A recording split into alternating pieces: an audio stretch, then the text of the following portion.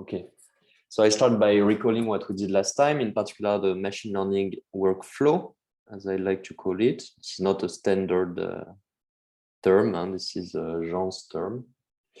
So what is the machine learning workflow? There were 3 main steps. The first one was that I called the 0th step, actually, was to divide the training data into 2 subsets that I call the test set and the training set, okay, such that the intersection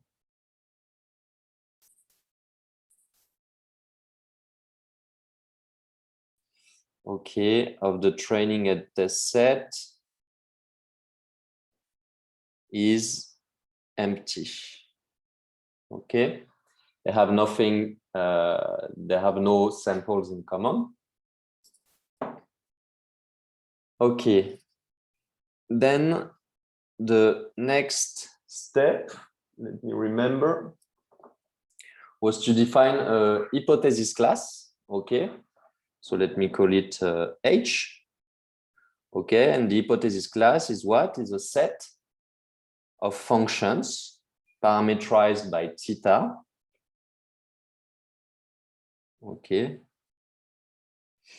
so it's an infinite set of functions, and our task will be to pick one function into this hypothesis class. Okay, and so how do we do that? We define the cost function, and for this, once this cost function defined, the training is done how? By taking the argmin, okay, of the cost function. So let me, for concreteness, I will I will use the mean square error. So I'm summing over all the samples, so the pairs of inputs and outputs that belong to the training set only. Okay, this is a set of size n train. Okay, and I evaluate the cost between the true outputs and my predictions according to this function that depends on theta. Okay, and this is nothing else than the training error or the in-sample error that I can think as a function of theta. And so the training is this operation or the learning, okay, which is to pick the parameters that minimize the training error, okay? Okay. All right, so once we have done that, okay, how do we evaluate our model? Okay, by computing the test error or the prediction error or the generalization error or the out of sample error. All these are the same thing, which is the cost evaluated, okay, on the test set.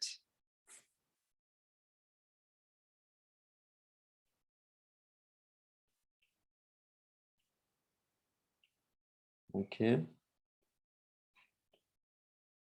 For our function that we trained, okay?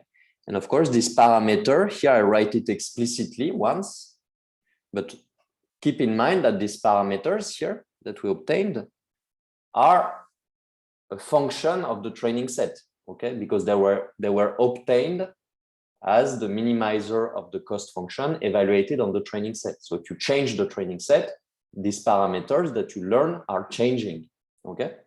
So in this sense, these parameters are stochastic. They're random. They depend randomly in the training set, okay? So here I emphasize that this is a function of the training set. And this is my prediction for the sample J on the test set, okay? This is the test error, okay? And what we what we are aiming for is to find a model, so function in our hypothesis class that has a low test error, low prediction error, okay? Because again, machine learning is about prediction, not about fitting, okay? So what I would like to do today is, so today will be the most theoretical course, let's say, so don't get scared, there will be a question. Today we'll do an actual proof of very beautiful fact. So stay with me, it will not be difficult, it's just a matter of understanding every step, and I will do that slowly. But conceptually, it's very rich, what we'll do today, and very deep, but mathematically, it's very simple, okay? You just have to hang on. So what we want to do is to understand this notion of bias variance trade-off, which concretely means what? We will see that even if all this machine learning workflow is a priori a very complex procedure in the sense that there is a lot of sources of randomness, the training data, the test data. Here I'm considering a generic function in my hypothesis class. A priori, all that is a recipe, but how to analyze that concretely as theoreticians, okay, how to do math with that seems a bit difficult, but actually I will show you today that we can say something very fundamental and very general about this test error, this prediction error, that is obtained according to this machine learning workflow, okay? And what we will understand is this notion of trade-off between bias and variance. I will tell you what means bias and variance, okay? So before entering the actual proof of the bias variance trade-off, let's discuss what it actually means. So you remember when we played with this notebook and we did polynomial regression, we noticed that even if the true model that generated our data, so the true rule that connects the inputs and the outputs is, let's say, a 10th order polynomial, so a rather complex function, we noticed that it was actually better to use a third order polynomial, for example. And this was coming from the fact that we have access only to a finite amount of data, and this data is noisy. And therefore, if you try to use a too complex model, what you will do is very quickly you will fit the noise instead of the actual pattern which connects inputs and outputs. Okay, so this is called overfitting. While if we were using a simpler model with less degrees of freedom, less parameters that are free in the model, so a more restricted hypothesis class, we observed that it was more robust to noise, and therefore it was leading to better prediction error, okay? Even if the true model was a 10-order polynomial. It was better to use a lower order polynomial for our model, okay? So we want to understand this fact today. Why is that the case, okay?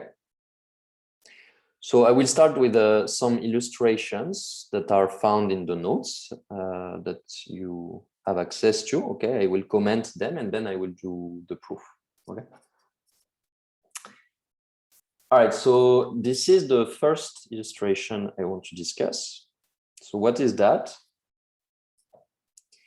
This represents on the y-axis you have the error, and on the x-axis you have the number of data points that you have access to, okay, in your training data, okay?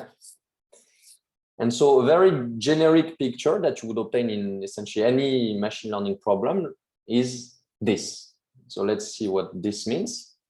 It means, so the first thing to notice is that if you increase the number of training samples, what you generally notice is first, if you remember our experiments, what happens is that actually at the very beginning, you have a drop in the training error, and then it increases like this. So what is this drop here? Where is this drop coming from? here they don't show it because they assume that we are already in a regime where we have a lot of training data. But in reality, if you have a very small amount of training data, what you first observe as you increase the number of data points is that the training error will be small and then will increase. And why you have first a decrease? Because given some model that you use for training, here the model is fixed. We have chosen an hypothesis class. Okay. And we are training our model in this hypothesis class. If you have a very small number of data points, even if your hypothesis class is rather simple, you will be able to fit all the training data. You remember when we were using, for example, a 10-order polynomial, which is at the end a very simple function compared to much more advanced models that like neural networks or other things. And we had less or equal than 10 data points, we were able to pass through all the data points, remember? Because we just had 10 degrees of freedom, 10 data points, so we could find a function, 10-order polynomial, fitting them all. And this is this decrease here in training error. Okay. Actually, you can even touch 0 before increasing again. Okay. This is what we were observing. But then this increase is due to what? So you are increasing the number of data points. And what happens is that you start to see the limits of your model. In the sense that here, this plot is in a case that I called non-realizable. It means that the true model, the true function that connects inputs and outputs does not belong to the hypothesis class. Okay, so you cannot find a function in your hypothesis class able to really capture the true link between inputs and outputs. And so if you increase the number of data points, what you observe is this mismatch. You see that you start to see the limits of your model. You will not be able to perfectly capture all the points in the training data, okay? And as you increase the number of data points, it reaches a plateau like this, it becomes flat, okay?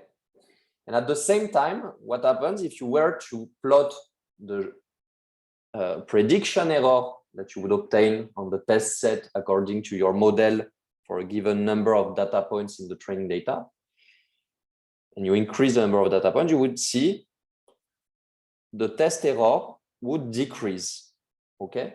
Because of course, as you are given more and more training data, you are better and better at generalizing because you are capturing more and more features of the true rule, okay, that connects inputs to outputs, okay?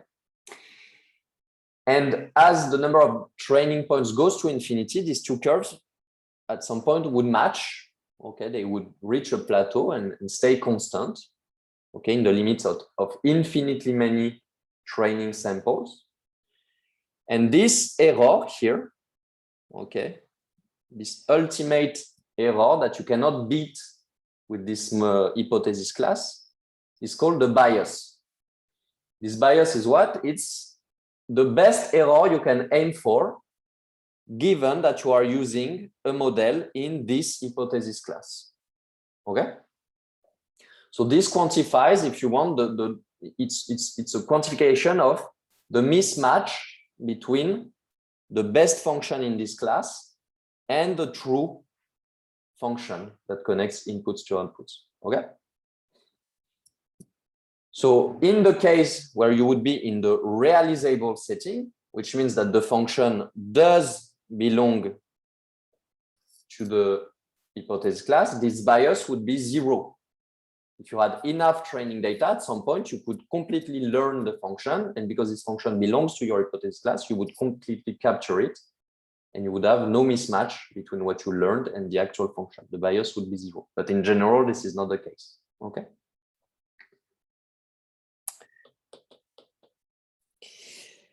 Okay.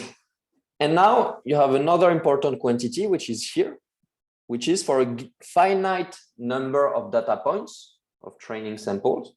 It is the difference between this bias, which is the asymptotic error you will reach, asymptotic in the sense of having infinitely many training data points, and the error that you actually reach for a finite number of data points. Okay. And this is called the variance. And what does it quantify? It quantifies the error between the best function in your hypothesis class, the one you would learn if you had infinitely many data points, okay? And it would lead to an error equal to the bias here. And the function that you are actually learning for a finite number of data points, okay? You see that you have a difference here between the bias and the variance. And this difference quantifies how far you are in terms of performance of the best function in the hypothesis class. Okay? And again, best function in the hypothesis class means the one you would learn if you had access to infinitely many training samples. Okay? And so this is completely general. Okay, you will always be able to decompose the training error, the test error, which is in red here, into two terms. One, which is the variance. So for a finite number of training samples here, you have this, which is the variance, which quantifies how far you are from the best function in your hypothesis class. And the bias, which is the performance you would reach with the best function in your hypothesis class. And to what is due this variance? This variance is due to what we call sampling noise. Okay, this is a consequence of what we call the sampling noise. And sampling noise means what? Means that you have finitely many data points to train your model. And because these data points are random, you have stochasticity, okay? They do not completely capture the rule or the probability distribution that generated data. It is just a finite sample. And therefore, you make some error due to this stochasticity, due to the fact that you have just, let's say, 1,000 data points instead of infinitely many. And this error is what we call the variance, okay?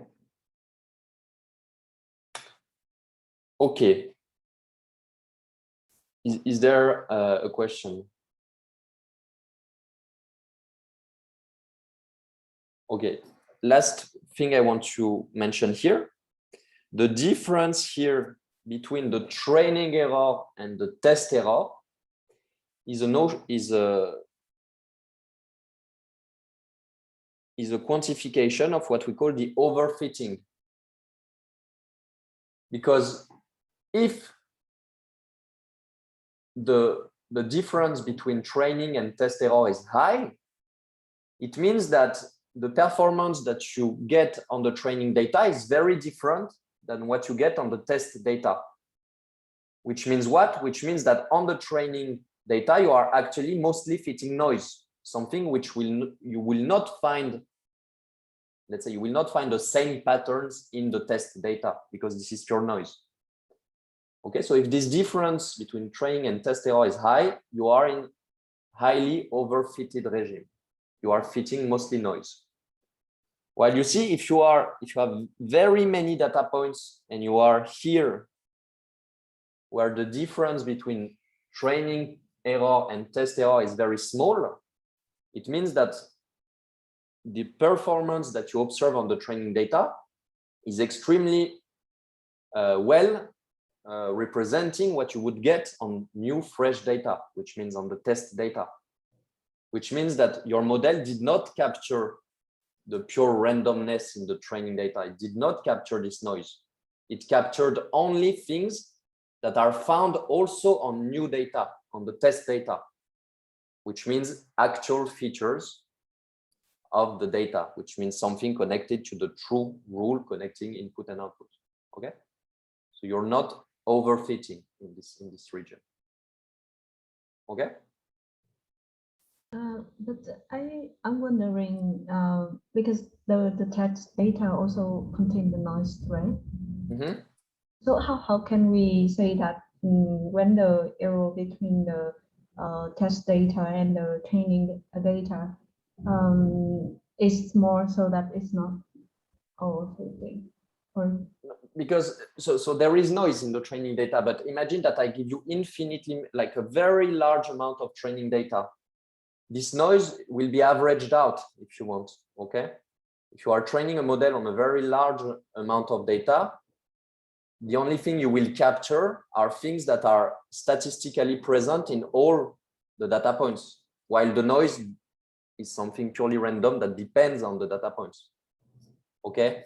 So here, if the test error and the training error are small, it means that you get the same performance on both of them, which means that what you captured cannot be related to the randomness of the training data. Otherwise, you would not, I mean, this randomness will not be, it will not be the same randomness, the same realization of the noise in the test data.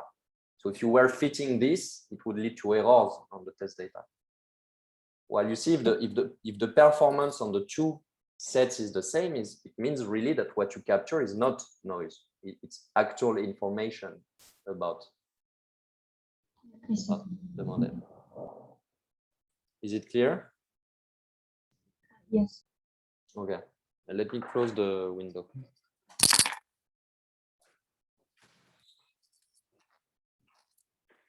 Okay. So here is another representation of the bias variance trade-off. And what is that? Now we so here in this plot, we fixed the hypothesis class, okay, and we were changing the number of data points, okay. Now we do something else. We fix the number of data points and therefore the number of training points, training samples and test samples, okay, are fixed. But here, what we vary along the x-axis is the hypothesis class, is the richness of the hypothesis class, okay? And again, we plot the test error in red. So what do I mean by richness or complexity of the model or of the hypothesis class? You can, this is often a notion which is not easy to define. It depends on what type of model you are talking about. But broadly speaking, the model complexity means essentially the number of parameters that you can fit in your model.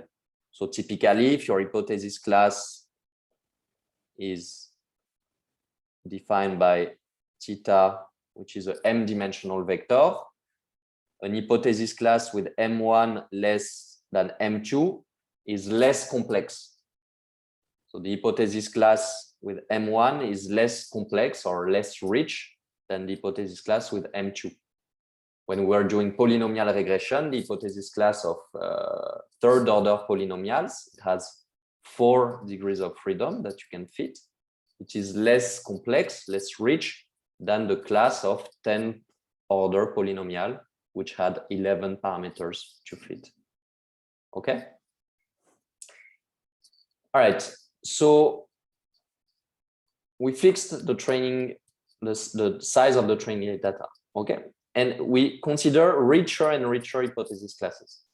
What happens is that something highly non-trivial, the generalization error is a non-monotone curve.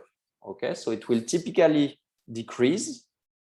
And when I say typically, it means essentially always. It will first decrease. If you start from models which are here completely trivial model, okay, and here extremely rich models.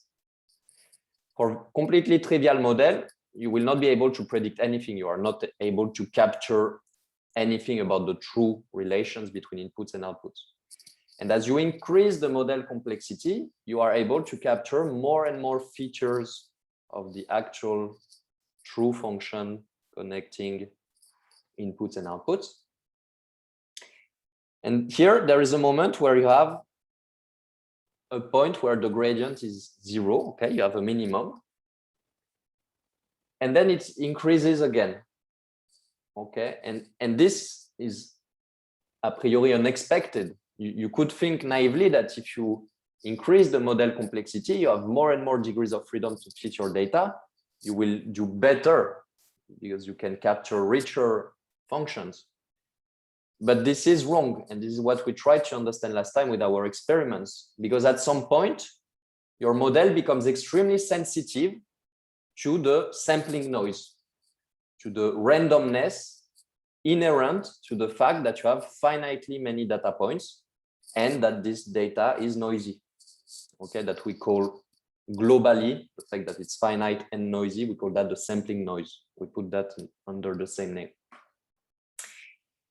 And what is happening is that we remember that the training error is a sum of two components, always, the bias and the variance.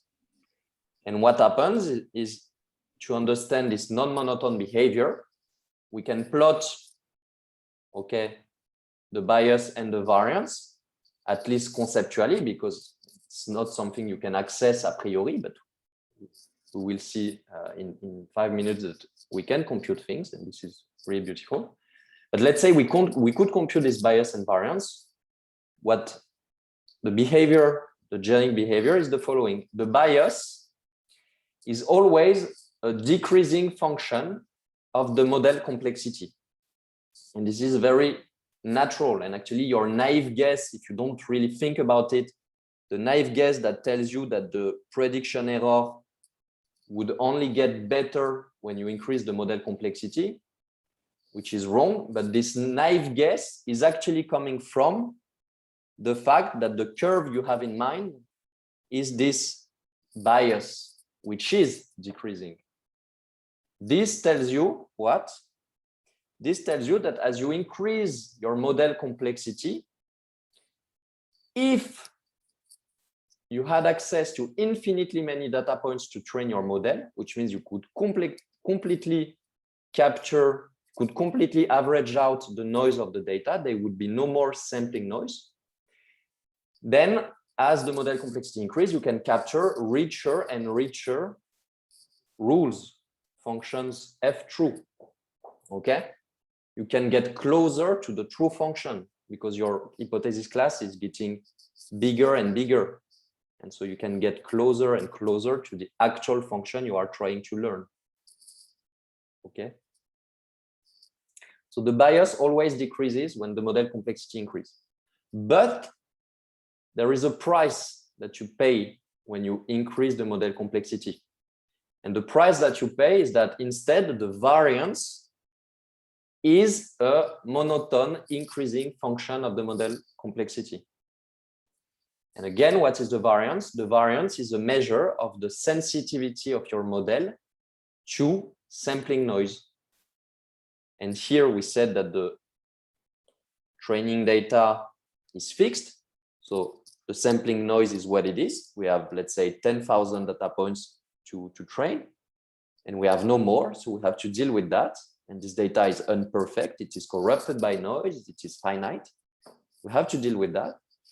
But if you start to increase too much your model complexity, you will start to fit the noise that is contained in your data. So you are overfitting above a certain point, which means that you are capturing more patterns coming purely from the noise than features which are actually connected to the function that you are trying to capture, the true rule between input and output. Okay. And so there is a sweet spot, there is a trade-off, which is really here. There is a optimal model complexity, which is at the same time, which has a bias low enough, which means that it's rich enough to capture most features of this function. Or let's say, it captures it good enough, let's say. And at the same time, it's not oversensitive to noise, so the variance remains low. Okay. So your model is not so rich that you will overfit, and which means mostly capture noise. Okay. There is this sweet spot in between, and this is where you should, what you should aim for. And how to find this optimal model complexity? By cross-validation.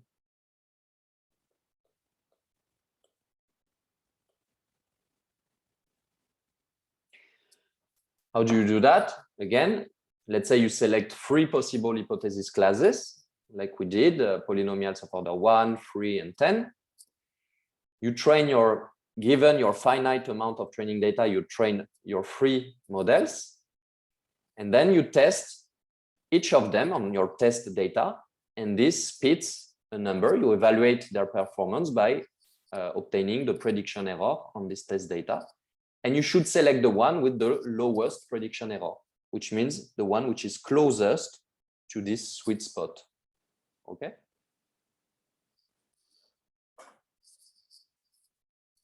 Okay. Okay. So let me now do a proof. Okay, let's do some mathematics.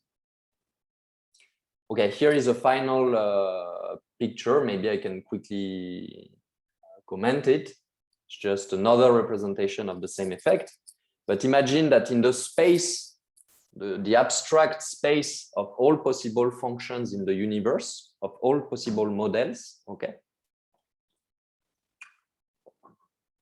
there is somewhere here the true model. So this is the true rule that connects an output to an input. Okay. This is this function. Okay, which is somewhere in the rather big space of functions that exist in the world. And you assume 2 possible hypothesis class, which one which is rather simple, okay, and one which is much more complex with many more parameters, 3 parameters to train, and you are given some training data, some finite amount of training data. You train each of these infinitely many functions in the world. Some belong to this complex hypothesis class, which are the green ones, and some belong to the simple hypothesis class, which are the black ones. And what happens is that the low complexity one has a high bias in the sense that it's not rich enough to capture the true functions, which means that in this space of functions, the true model is not part of this hypothesis class here. Okay, so this generates one type of error, which is a bias. Okay, you will never be able, even if you had access to infinitely many data, you will never be able to capture the true model completely.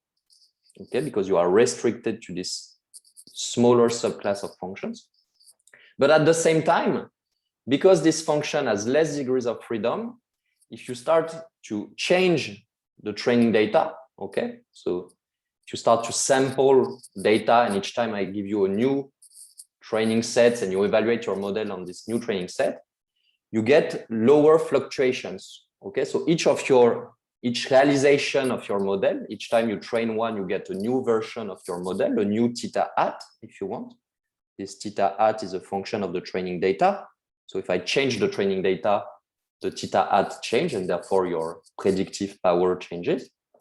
But you see here, the fluctuations are small because the model is not too rich. From one to the next, you are robust to noise, and so you stay close. You basically have always the same performance, okay? But this performance is not perfect. You have a strong bias.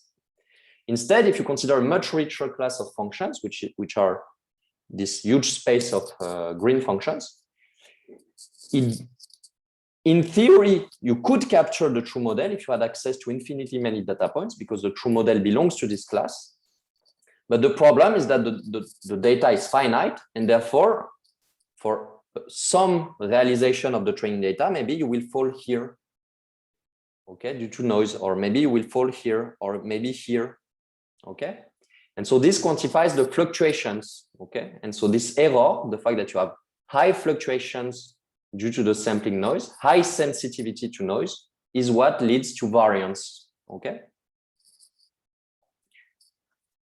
Okay? And in most of the case, it's actually better to have some bias, but a lower variance, because often the type of error that dominates the prediction error is the variance. So it's often better to consider a simpler hypothesis class and to train that, rather than considering very rich models and take the risk of having a high variance, okay, to fit the noise, okay? Okay, and by the way, this distance between the middle and across quantifies essentially how far you are from the true model, and therefore the prediction performance, okay? All right, so let's do some math. Is there any question? No, these are my math here. No? Okay. So what we want to do is really to understand something, okay, about this quantity, which is obtained according to this machine learning workflow. Okay. Can we say something general about the prediction error? And magically, yes. And this is actually very beautiful. So you will see the proof is rather simple, but the result is extremely deep. We will obtain this bias variance decomposition. I will show to you, I will prove to you that very generically, the prediction error here, whatever is the hypothesis class here, okay, I will never specify what hypothesis class I'm considering. I will keep it generic. I will don't specify what is the distribution of the data. This will be completely generic as well. Yet I will be able to show you that this error does decompose into the sum of a bias and a variance. Okay, so let's do that.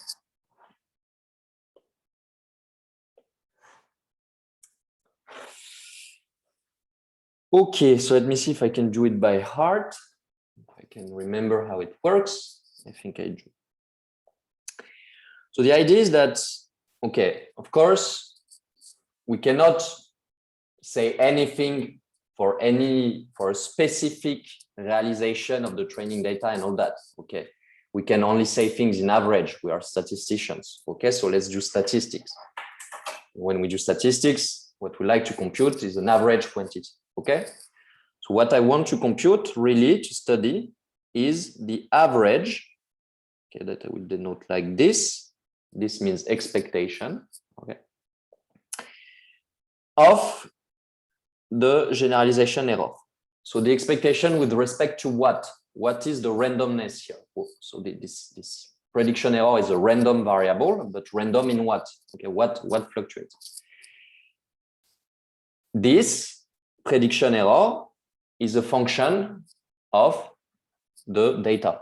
Okay, it's a function only of the data. Here you have the test data, and here these learned parameters are a function of the training data. Okay, so the only source of randomness here is the data. So here I will write expectation with respect to the data. Okay, and again, this data, we assume that it is pairs of inputs and outputs, okay, where each input output pair is a random variable, which is drawn independently and identically according to some unknown probability distribution that I will call P. Okay, but I don't need to know what is this probability distribution. I don't care. Okay, it exists. Okay, it may be extremely complicated. And what I concretely means by this expectation here, it's an average over the probability distribution of all these samples in the data. Okay. So concretely, it means expectation with respect to x1, y1, which is distributed according to P, expectation over x2, y2, which is distributed according to P, etc. Okay? This is what I mean by this symbol here. Okay, so let's compute that.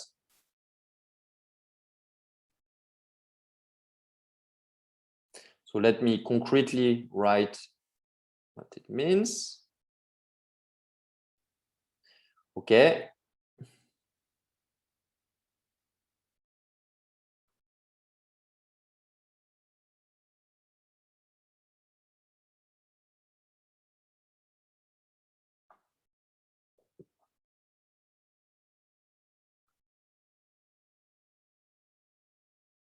And this is our model that we learned, which is a function of the training data, because we learned on the training data. And this is our prediction for the output according to our model. Okay, so I will take the square loss, so the mean square error, okay, a square cost. And in order to concretely say things here, I will assume something, I will assume a generic model for the data. Yes, so will there be caveats with the assumption that the data is IID? So you mean if the data is not IID, is there a problem? This is what you mean? Jonessa? Here you assume that the data is IID. So, yeah. So I think in real life, data is not independent. No, but in real life, what do you mean the data? So each sample of the data, or the link between input and output, like inputs and outputs are not independent, of course. This is what we're trying to learn. But each sample, yeah, okay, maybe in real life, each sample is not independent, but this is what we assume. Yeah. Okay. We cannot do anything otherwise. Okay. And I want to ask this part. You said, okay, I can. EX1, Y1 is distributed according to P, and EX2, Y2. Mm-hmm. So the expectation is over this distribution P for each sample. It's the same P. Yeah, it's the same P. Okay, this is what I say here. Each sample is distributed according to the same distribution. This is our assumption. Okay. Okay, thank you. And actually, I will do another assumption. Okay. Yes. Yeah. What's the difference between the E infinite and E out? Because E out is the mean square error of the whole data set. Now, according to what you said, of what I understand, E infinite is also the same. You have the same idea. No, I think you misunderstood.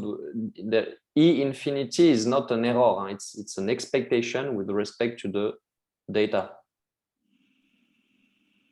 Expectation of error. Sorry? The expectation of the error. So concretely, if you want, like, so let me write concretely what I mean here one time by this expectation. Let's say of a function of the training data, and the training data are samples xi, yi, okay, for I equal 1 to n. Concretely, this is an integral over dx1, dy1.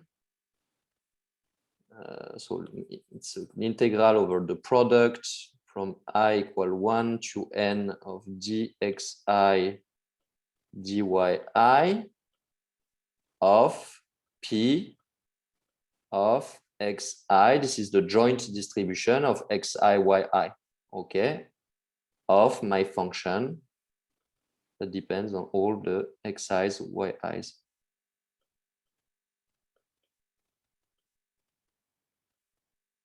Okay. Okay. Concretely, this means that. Okay. Okay. Good. All right. So in order to do computations, I will need to assume actually something about this distribution, but something very weak, you will see. So what I will assume is a certain model for the noise. That's all. What do I mean by that? I will assume a Gaussian noise model, which is, like I told you, a very generic model, because Gaussian noise is a kind of universal type of noise. Okay. What does it mean? It means concretely that the relation between the inputs and outputs, okay, can be written in this form. There is a true function, so I could write true here, but let me skip. Okay, I will keep it maybe at the moment. Where this noise variable are IID, and they are drawn according to the normal, the standard normal distribution of mean 0 and variance sigma squared. Is it clear what this means? Okay, it means that the probability distribution, the density of sigma I is of the form of 1 over 2 pi sigma exponential minus 1 over 2 sigma squared epsilon I squared.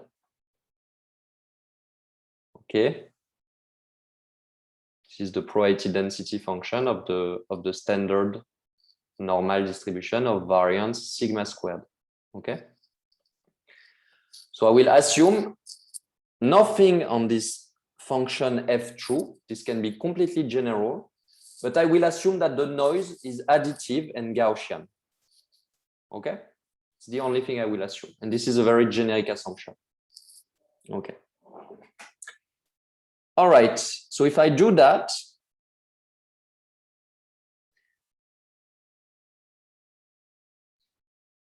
okay, what do I obtain? I'm looking at what I wrote here, the expectation of the generalization error. And now I can replace these true labels, okay, the labels in the test data. I can replace their expression according to this model that we assumed here. And be careful, when I say the model we assume, I'm not talking about the hypothesis class that we are considering for the training and so on and so forth. I'm just assuming a mathematical model for the way the true labels are generated conditional on the inputs, given the inputs. Okay. So this is a mathematical model for how the inputs and outputs are connected. And in a true machine learning setting, you do not know this function here. You do not know it. Okay, you don't have access to it. We just assume that it has this form plus Gaussian noise as theoreticians that are trying to do a theoretical computation. Okay. All right.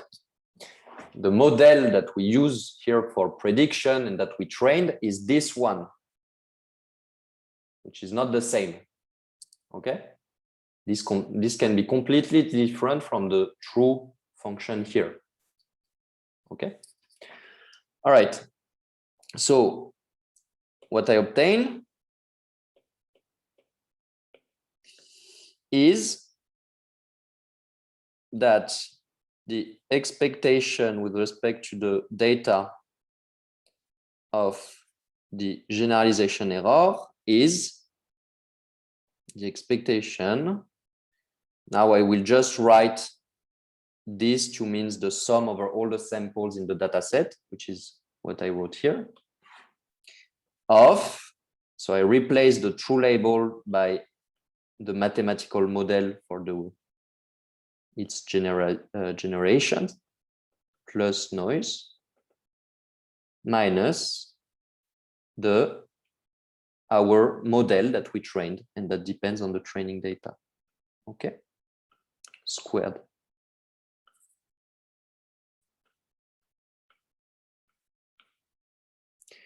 Okay, now I'm developing the square, and I obtain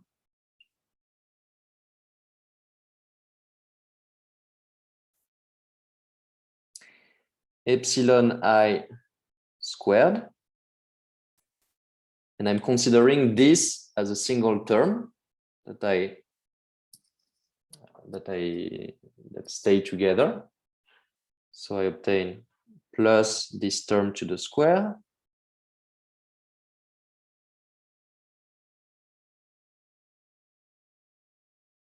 now I don't write anymore that this theta depends on the training data, but keep it in mind. Okay, plus 2 times the noise times this difference.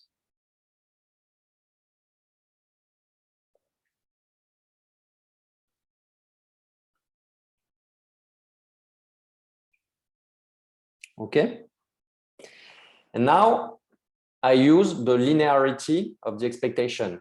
Okay, this sum is a linear operation. An expectation is a linear operation. So I can switch these two operations and I can put this expectation there. And sorry, I forgot to mention something. I'm also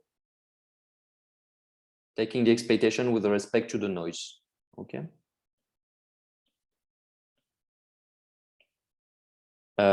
Actually, I don't need this notation, this additional notation, because when I say that I average over the data, of course, it means with respect to the distribution of the data, which contains noise. So it is redundant. It's fine to keep it like this. All right, so here I put the expectation inside, and what do I obtain? It means that I have an expectation here over the noise. Okay. And here I have my expectation over all the randomness in the data, including the noise, including everything. And here I have an expectation. Okay. But here you have to notice something. Is that this object here, this difference, okay,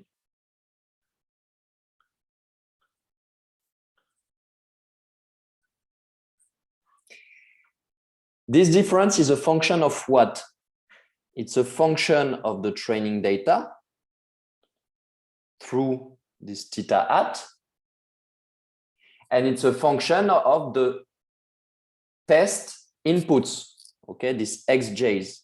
So this is the xi's, sorry, this xi's that belong to the test data, okay? But you see that all that does not depend on this noise, which is the noise in the test data. Okay? Nothing depends on this noise. Which means what? Which means that this expectation, which is an expectation over everything, including the noise, including the training data, including the test data, can be decomposed as an expectation over the noise, which comes acting on this variable only. And here I can put an expectation over the rest, which does not include this noise. Okay. But this expectation here, the expectation of this noise, gives what? It gives 0. because the noise is a centered random variable.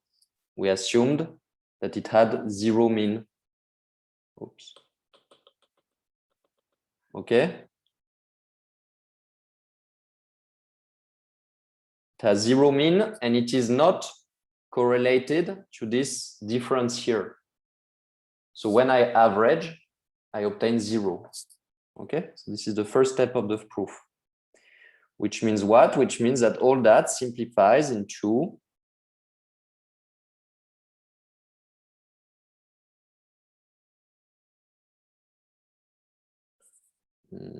I will keep the outside expectation over the test data. Here, I have a sum over the test data. Here, I have an expectation over this random noise to the squared. Plus here, I have an expectation over all the data, which is not the test data. The expectation over the test data, I keep it outside here, okay, because I have a sum over it here. So here it's an expectation over the training data of this thing.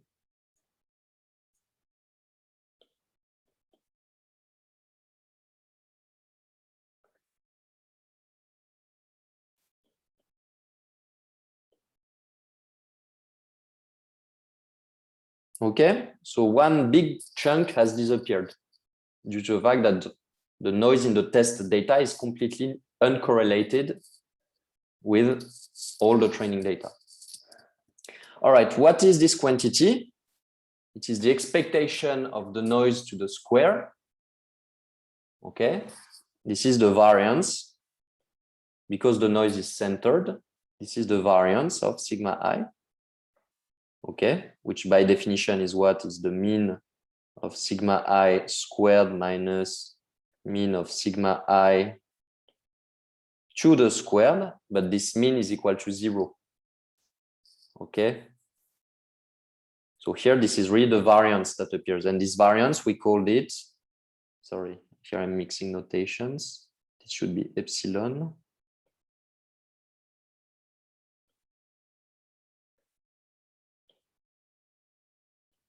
And this variance is what we called sigma squared. You remember the distribution here of the noise is a Gaussian with mean equal to 0 and variance equal to sigma squared. Okay.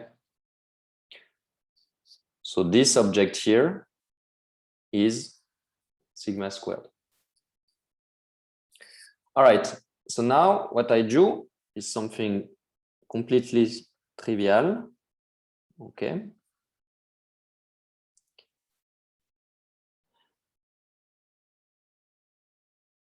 I will add and remove one term inside this square here. I will write F true. Okay, that depends on the test sample xi. I will remove the expectation over the training. The expectation over the training data of my model.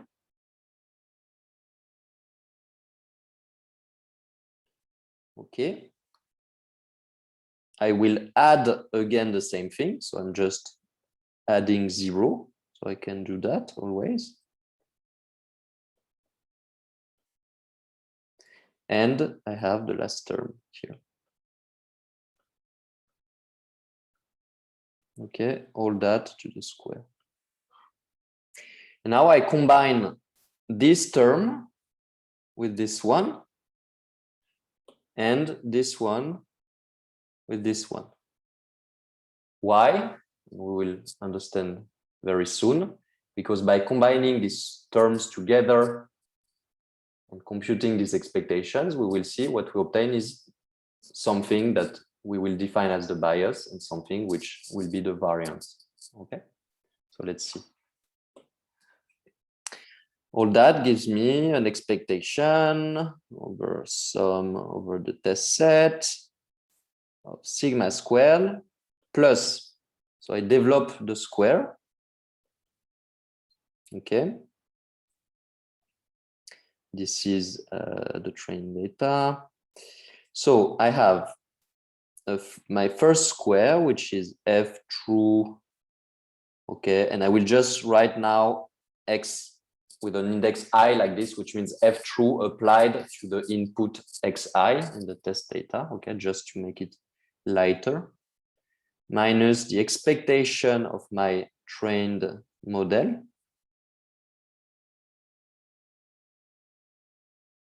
Sorry, and I will use the same notation. This squared plus I have another square, which is this.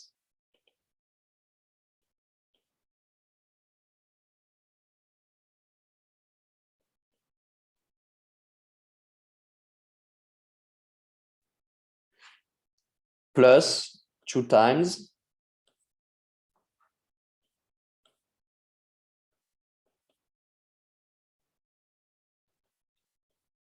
the product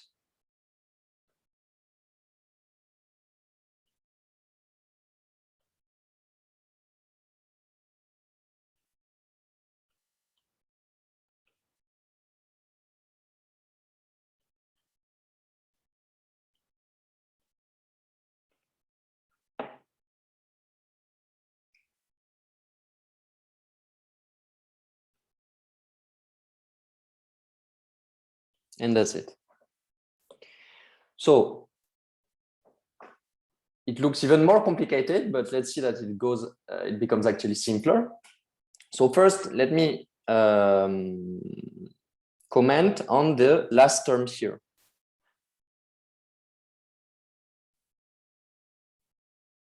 What does it give? Can someone try to tell me, by keeping in mind, by tracking what parts depends on what, in the sense that some parts in this product depend on the training data, some parts depend on the test data, maybe some depends on both or not at all, I don't know, okay? You have to keep track of what depends on what. Here I have an expectation over the training data. How does that simplify?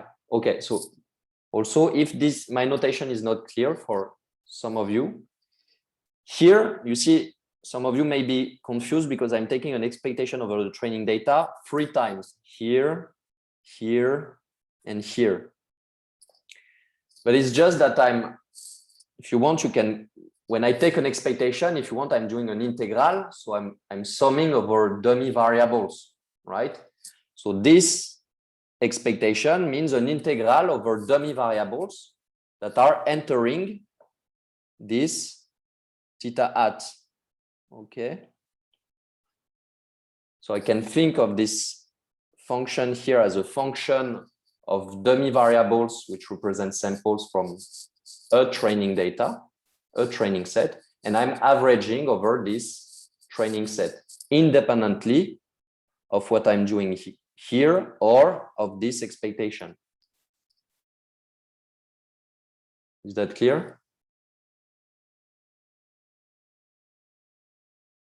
Can I ask about the previous line? Yes. The expectation here is with respect to the test data only. So here the outside expectation is over the test data. Yeah. I think in the previous is for the whole data.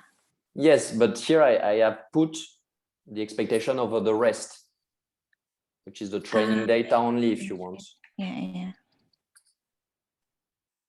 If we see only D, it means only for the training data. Yes, but you see, actually, they would know. They would be, yeah. Here, sorry, it's only the training data.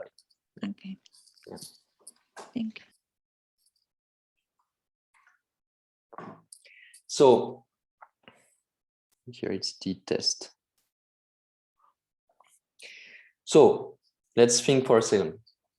Okay. This part here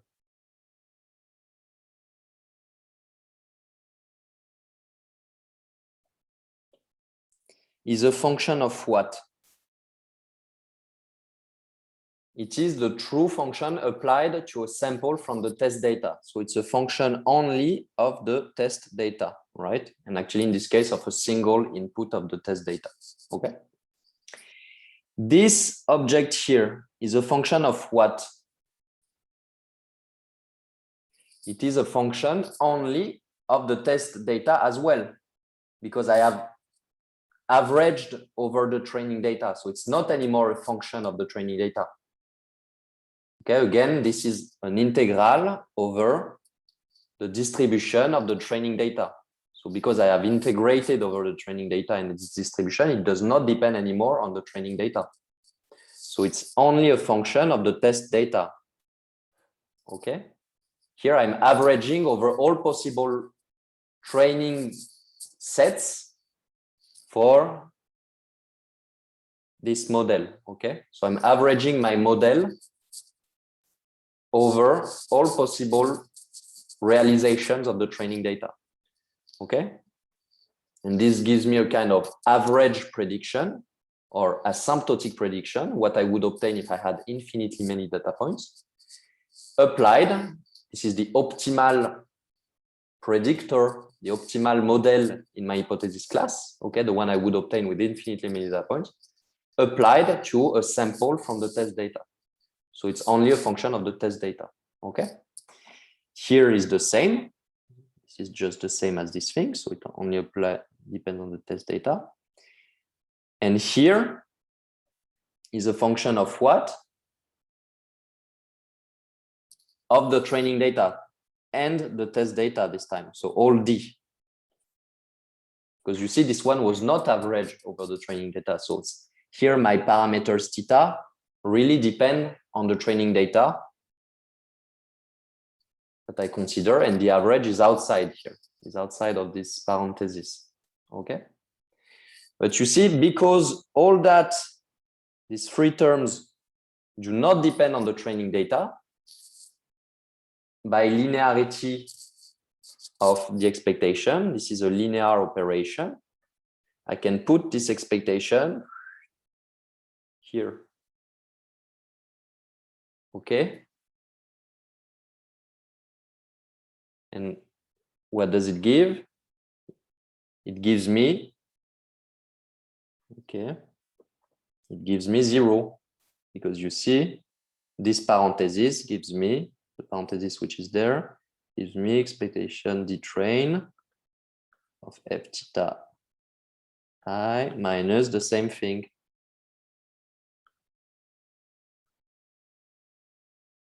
Okay. So all that is 0.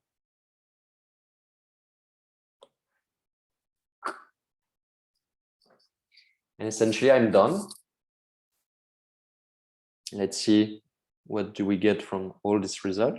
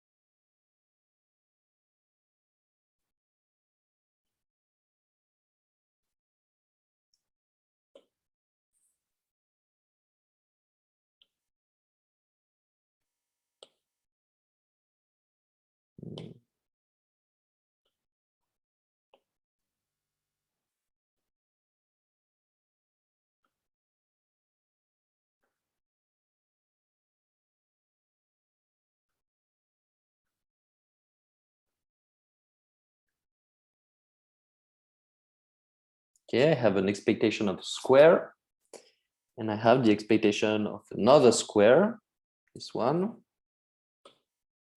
which is the expectation over the training data. Okay. Perfect. Can I ask something? Yes, yes. So in the in the part where you said that it's the expectation over the train, and then you apply it to wait, because I cannot annotate this this the part where it's the expectation over the train of f of theta. You said it's a function of the test, Yes. but then in the black ink, it became expectation over the train of f of theta. Let me try to understand what you say. It's difficult because I cannot annotate. Okay, your problem is this, is that here, your problem is that I'm saying that this is a function only on the test data. The next term, Here? it's a function of the test, and then you apply the, But this one? yeah, and then It's the same as this one, huh? They are the same thing. But in this block, in the equation below, you said it's expectation of the over training set.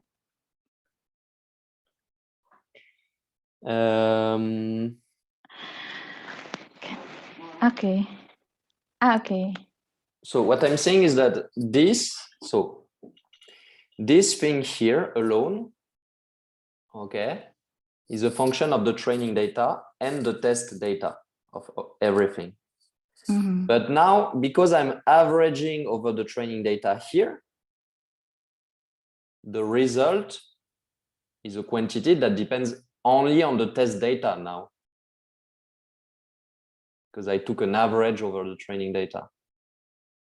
Okay, this you agree? But the next line. So it's like I mean what happens? The operation I'm doing here, if you want, it's called a marginalization. It's like if you have a function of x and y, and I'm taking an average over, let's say, x and y have a joint law, and I'm averaging over x,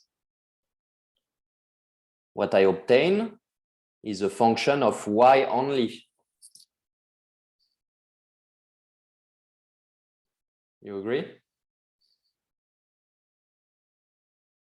You have to say me yes or no. Yeah. But in the next line. So here I'm doing the same. I'm averaging over a function that depends both on the test and training data. I average over the training data, so the result only depends on the test data. Okay. And now what I'm saying is that because in all these terms here, the only one that depends on the training data is here, is the last one. I can take this expectation and put it right in front here, because it's the only one that depends on the training data, and the expectation is a linear operation, so I can push it inside this parenthesis. Okay, all these things are independent of the training data, so they are just constants with respect to the training data, so I can just push the expectation inside. Okay, and therefore once I have the expectation over the training data here, I obtain something minus the same thing, so I get 0.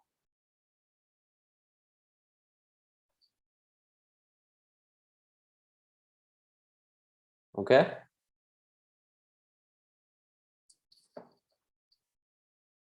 All right. While the two first terms here,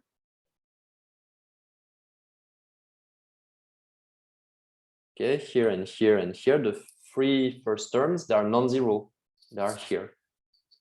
And this is the end of the proof. So now let's analyze this result.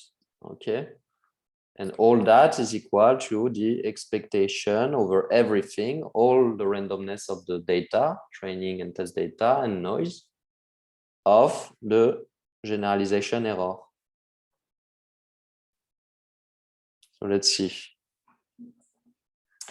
There are 3 contributions. The first one, okay.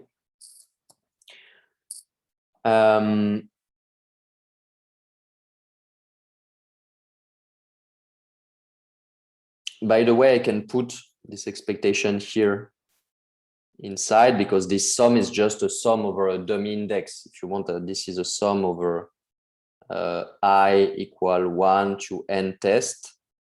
Okay, so I will actually put this expectation in front of these terms. And so this is an expectation at the end. These 2 expectations are expectation over everything. Okay. So I have 3 contributions. The first one is the simplest one. It's sigma squared. Okay. And this has a name. It is called the irreducible error. It represents an error that will always be there. It will always be there, whatever is the quality of your learning, whatever is the richness of your model, independently of everything. And this just tells you that you cannot learn pure noise. The noise is completely random. There is nothing to learn. And therefore, if you are trying to predict the outputs, the labels of a rule which is of this form, you will never be able to predict the noise because there is no structure. It is noise. Okay, so you will always make an error on the true labels. And this error is the minimal error is the error that you will do on the noise. Okay. And the error that you do on the noise is the variance of the noise in average. Okay. So this is the irreducible error. We didn't plot it in the curves that we discussed before, but it would just be a constant shift of the prediction error. Okay, if this is non-zero. Then we have a second type of error. Okay, which is the term here. Let me write it.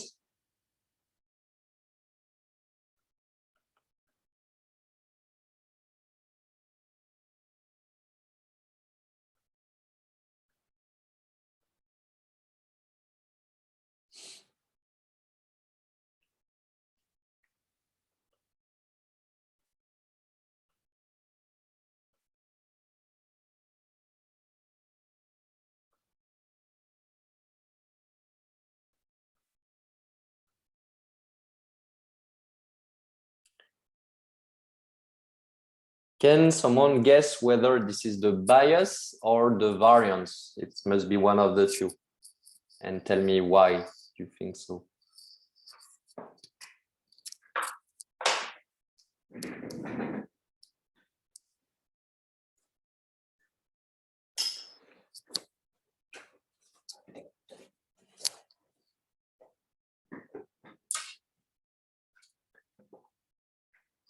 Does someone have a Can clue? I F through is the one from the test. Is what? F through is from the test.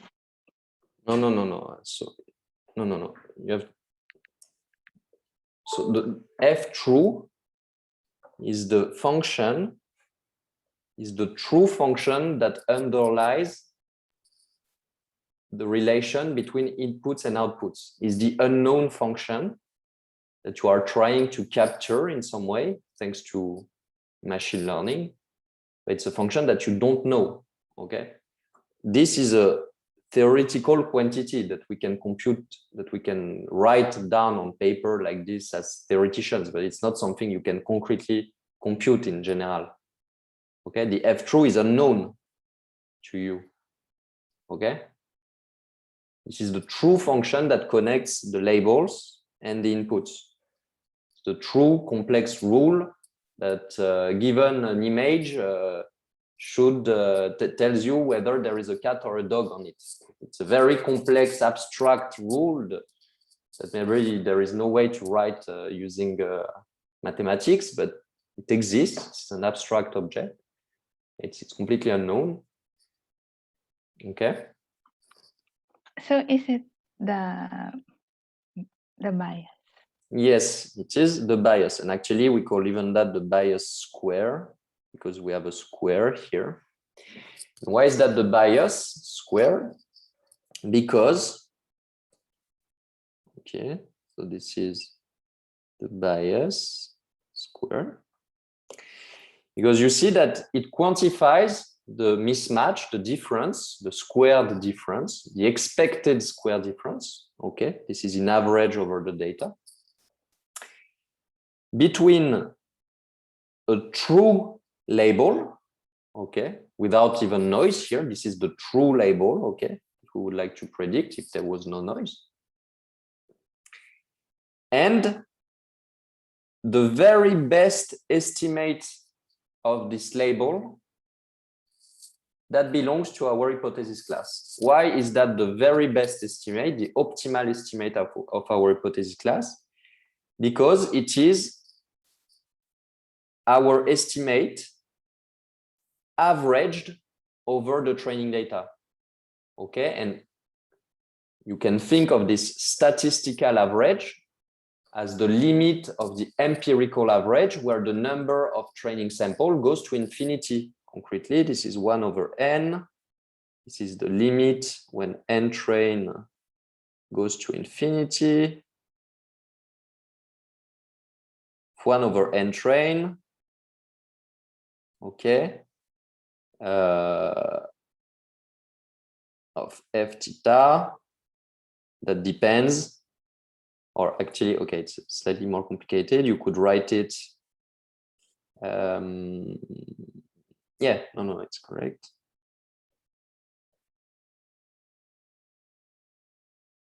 You can think of it like this. It's a training set, okay, that depends on n train, and you are looking at the limit of your estimator when you would have access to infinitely many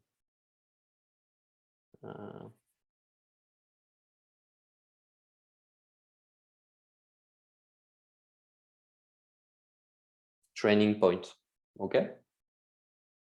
So it's our very best estimate, is what we would get if we had access to infinitely many points in our training data.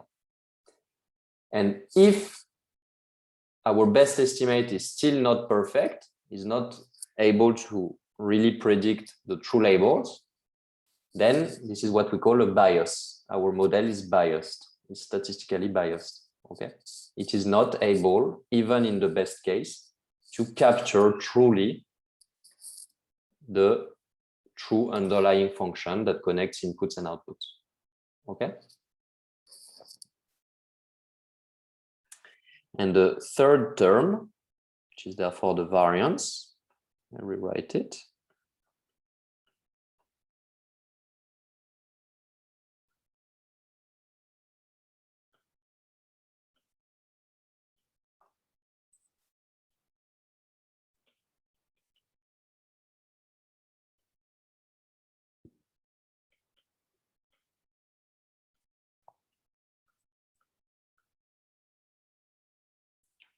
This is the variance. And indeed, we see directly that it is a variance. Why? This is a random variable, which depends on the training data. Okay? It's a random prediction function, random as a function of the training data. While this is its average.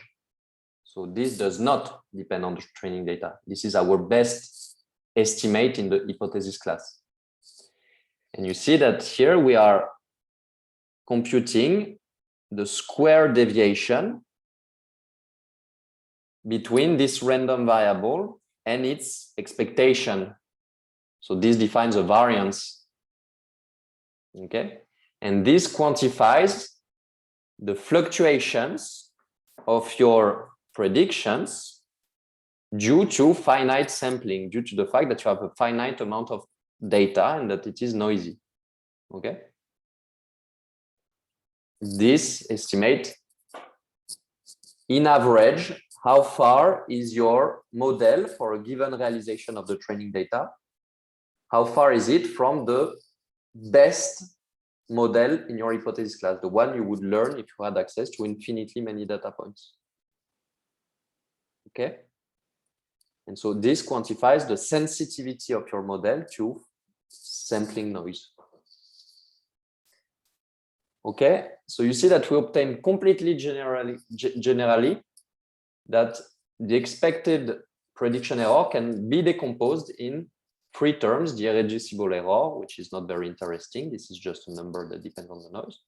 And 2 terms that are much more deep.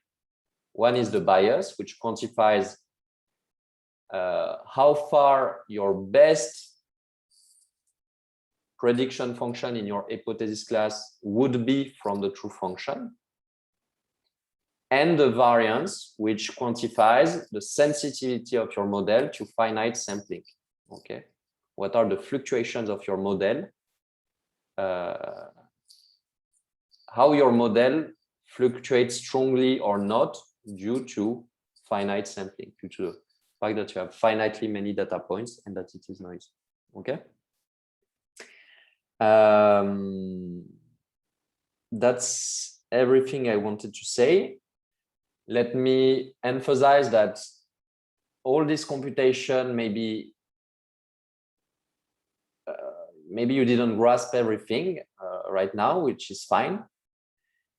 But I really want to strongly emphasize that this computation is not complicated at all. There is nothing mathematically. I just used the linearity of the expectation, and that's it.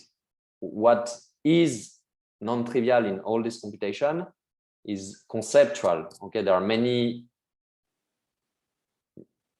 conceptual steps, okay, that are non-trivial to grasp.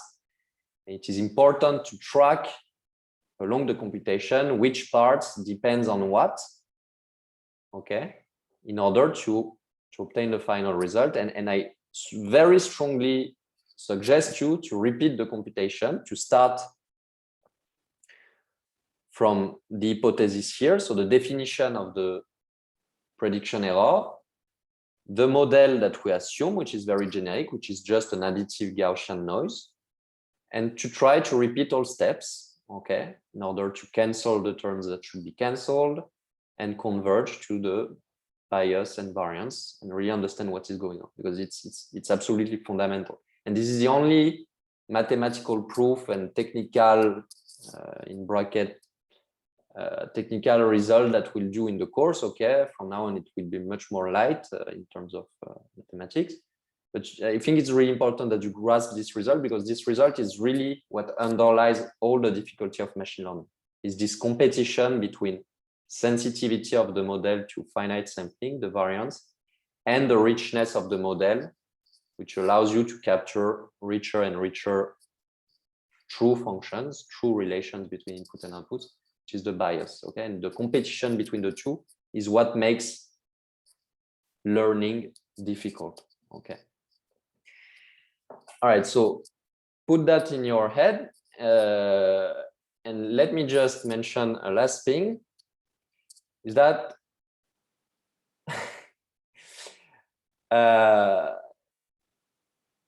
all that in modern machine learning, let's say all that was true, and this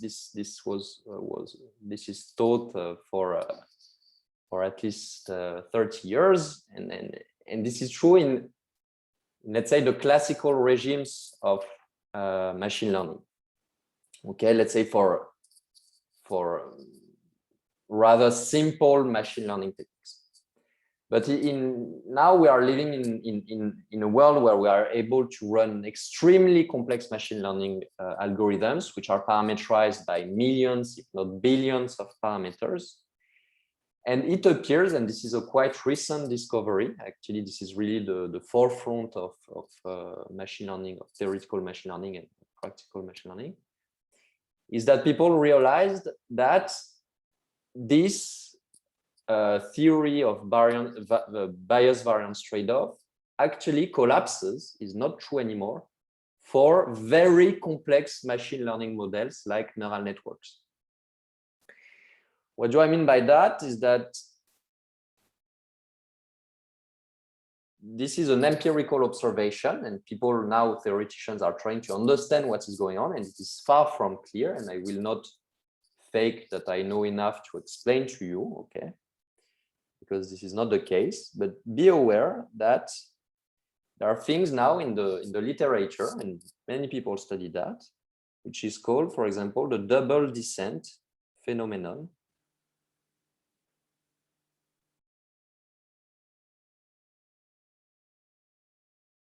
Okay. Double descent phenomenon, and I will stop there. Don't worry, I just need 4 minutes.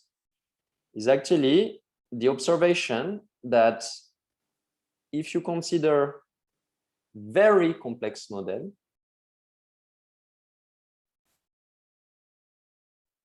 much more complex than what we did in polynomial regression or whatever, like in modern neural networks with billions of parameters, what happens is that if you plot the generalization error, okay, for a given fixed size of the training data, okay, as before, the test error decreases and increases. So there is here a sweet spot. Okay, the optimal trade-off between bias and variance. So a priori, you should select a model with that complexity. But actually, if you continue to increase the model richness, what really happens is that you have a second decrease. And it happens that actually the minimum that you can reach, at some point you reach a plateau, but the minimum you reach here can be even lower than the minimum you reached here. So this is what we call the double descent. Okay, so what I discussed today is essentially we stopped here. Okay, we studied this regime, statistics, and the bias variance trade-off theory that we did today applies here. Okay. But in reality, you have this second descent of the prediction error, which occurs if you consider extremely complex models. And this may, once we understand a bit what you will get used to this bias variance theory, if you redo this computation, it will look very not natural at all, unexpected, because what I told you is that if you consider models that are too rich, you start to overfit. You are fitting the noise. Okay, in this region here, you are in the region of overfitting, because you have just too many parameters given the amount of data. And so you start to fit the noise. Your model is rich enough to completely fit the noise. While in this regime here, you are in the underfitting regime, which means your model is not rich enough to capture enough features of the true function. You really need to be there.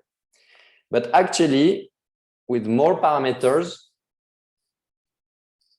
this reduces the overfitting, which is extremely counterintuitive, and it's counterintuitive not just for me and you, but for everyone right now. And people are trying to understand why is that the case, and it is far from clear. Okay, so if you want to do a PhD on that, you are more than welcome. These are very interesting and recent questions. So don't be shocked if you hear about the double descent. It's not that I was lying to you, it's that these are recent discoveries and people are trying to understand what is going on. Okay. All right. So for example, you see if you check if you let me share my screen. If you Google double descent, you will find many articles now on this kind of things, where you see the test error as a function of the model size, and you see the first descent. And classical statistics, which is what we did today, tells you that you should continue to increase, but actually what happens is that you have a second decrease. And now you have many papers on that, the deep double descent. So this thing happening in deep neural networks and in many other settings. Okay, and so that's very nice. And essentially, this is everything I wanted to say. We'll not do any more statistical learning. What we did today is part of what we call statistical learning. We'll enter more into actual machine learning models. So next time we'll do, Monday, we'll start linear regression and a bit of Bayesian inference. So if you look at the course, the notes, at the moment I will skip the chapter 4, which is on gradient descent. We will do that a bit later. And I will go directly to linear regression and Bayesian inference. Okay, linear regression is what we'll spend the most amount of time on, and then we will move slowly towards neural networks. But please read about linear regression in the notes. I think it's chapter 5 and then 6. Okay, and I will send you the notebook so that you can start playing with it. Okay, is there any question? You will focus on icing or diabetes? I will do both, I think, but I will start with the diabetes. Yes, so we will use linear regression to do predictions about characteristics of patients given their medical history. Yeah, so I will send you the notebook right now that I update. Yeah. Can I ask about in the calculation that we did? It is because the input and output are they are distributed from a probability distribution. So what about if, for example, like a logistic regression, Mm-hmm. where the output is like you cannot quantify the difference between the output and the output from the model. Do you understand? I'm not sure to understand.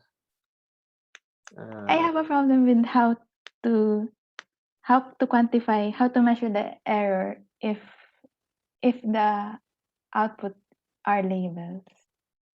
If there are labels, so outputs are always labels. You mean if they are discrete?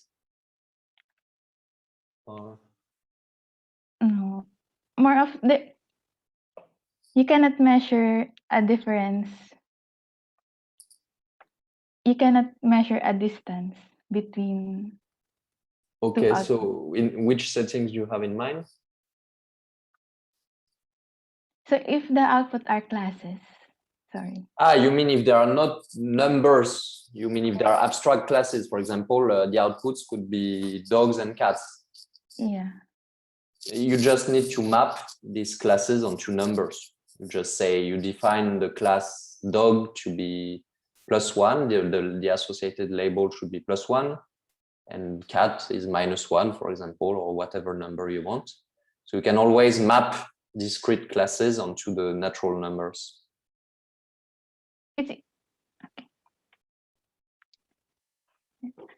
It's hard to imagine if there are more than 2. Why? If you have 3 classes, you can map onto 0, 1, 2, for example. And actually, we'll discuss that when you have multiple classes like this, you use what we call one-shot vectors.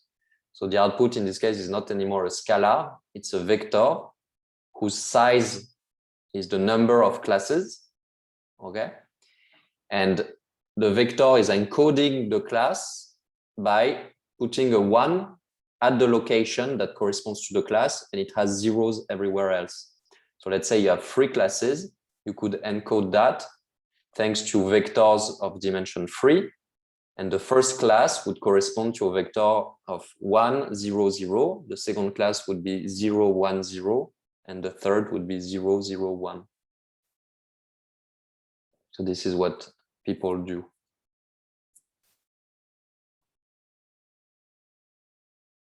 So in that case, the form of the bias and the variance should be the same. Yeah, I mean, if you want, the derivation here does not really depend on what the alphabet of the output. It's generic, and as I told you, if you have one-shot vectors, if you want, instead you can map them onto 0, 1, 2, or whatever numbers you want. It will not change what we did. What we did, you see, does not really depend on the alphabet of Y. It does not depend on anything. It's completely generic.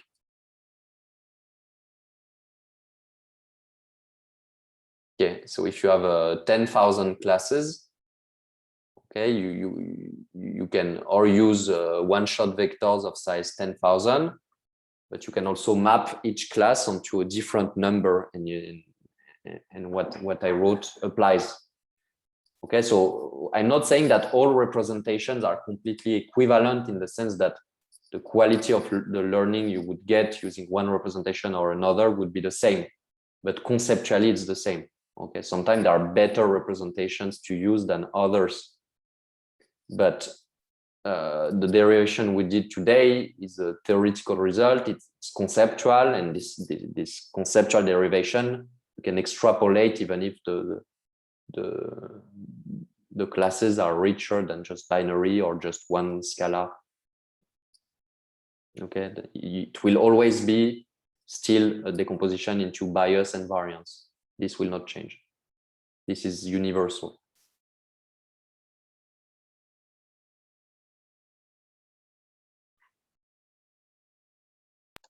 Okay, thank you so much.